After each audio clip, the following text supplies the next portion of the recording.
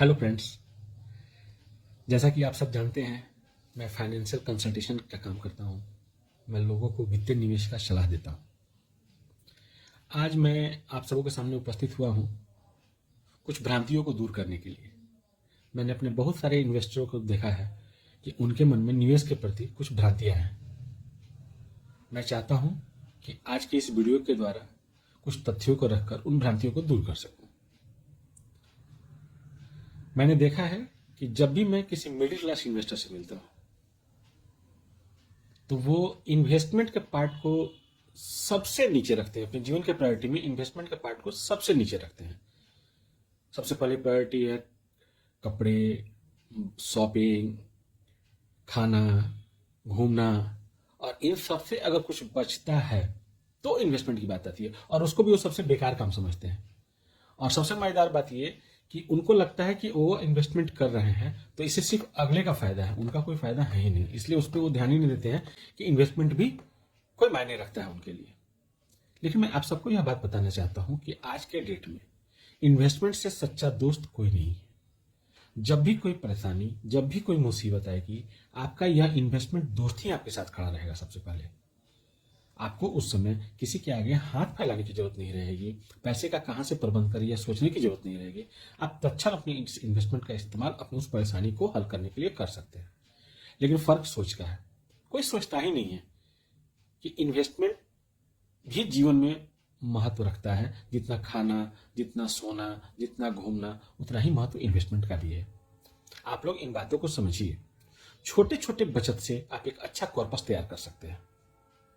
Investment का मतलब यह नहीं है कि एक बार 5 लाख रुपया हो तभी इन्वेस्टमेंट किया जाए, 2 लाख रुपया हो तभी इन्वेस्टमेंट किया जाए। इन्वेस्टमेंट आप 1,000 रुपया पर मंथ के बचत से भी शुरू कर सकते हैं। करना क्या है? आदत डालनी है। हम हर हाल में अपने मन में दृढ़ संकल्प करना है कि हम हर हाल में अपने मासिक जो भी मेरी कमाई हो रहा है, लोग बोलते हैं यार बचता ही नहीं, मैं क्या करूं। बचाना होगा, उसमें से ही बचाना होगा। बचेगा कुछ नहीं। जिसकी लाख रुपए की इनकम है उसको भी वही परेशानी है, जिसको 10,000 की इनकम है उसको भी वही परेशानी है, 5 लाख की इनकम है उसको भी परेशानी है। बोलेगा बचता नहीं है मेरे पास। आपको बचाना होगा। आपको दृढ़ संकल्पित होना होगा कि अपने मासिक बचत का शुरुआती दौर में 20% हम बचाएंगे ही बचाएंगे। इच्छाएं अनंत है, खर्च की तो कोई सीमा ही नहीं है। पैसे पास में हो हर चीज जरूरी लगता है, पैसे ना हो कोई चीज जरूरी नहीं लगता है। तो अपनी जरूरतों पे थोड़ा लगाम लगाएं और अपने बचत के लिए कुछ पैसे बचाएं। आपके लिए ये बहुत ही ज्यादा मददगार होगा तब जब आपको पैसे की आवश्यकता पड़ेगी। आप सबसे पहले अपने जीवन को सिस्टमाइज कीजिए। आप सिर्फ आप नहीं है, आपके साथ आपका परिवार भी चलता है ना, आप उसके बारे में भी सोचिए। अपने जीवन में एक हेल्थ प्लान, एक टर्म प्लान और म्यूचुअल फंड में इन्वेस्टमेंट, ये 3 चीजों को सबसे प्रायोरिटी पर रखिए।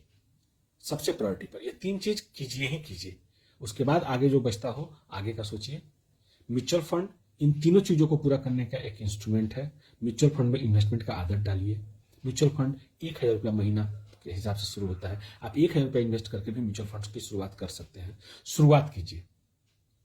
यह गोल रखिए कि हम कम से कम महीने का 5,000 रुपया म्यूचुअल फंड में इन्वेस्ट करेंगे, और वो 5,000 रुपया आपकी हेल्थ की जरूरत को भी पूरा कर देगा, आपके टर्म इंश्योरेंस के प्लान के प्रीमियम का भी जरूरत को पूरा कर देगा। क्योंकि साल भर में आप अगर 1,000 करते हैं तो 12,000 रुपया बचाते हैं, और 5,000 करते हैं तो 60,000 रुपया बचाते हैं। उसमें से आप हेल्थ और लाइफ का प्रीमियम भी निकाल सकते हैं मंथ, साल दर साल देने के लिए। और जो बचा पैसा म्यूचुअल फंड में बढ़ रहा है वो आपके लिए इन्वेस्टमेंट कॉर्पस में तैयार करता है। आदत डालिए, शुरुआत कीजिए। शुरुआत करेंगे तभी समझ में आएगा। पैसा कभी भी नहीं बचेगा आपके पास।